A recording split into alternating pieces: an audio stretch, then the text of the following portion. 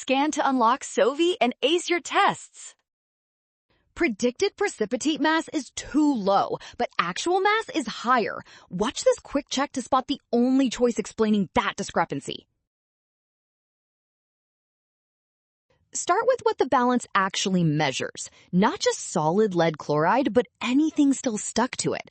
If the precipitate was not fully dried, leftover water stays on the sample.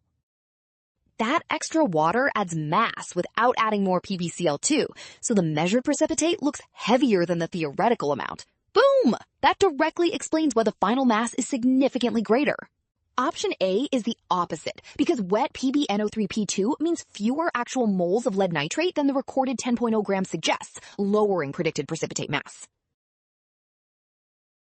Well done! Option C. Scan now. Trap, rushing signs and work. Rule, trust the given result, then check which step makes measured mass artificially high.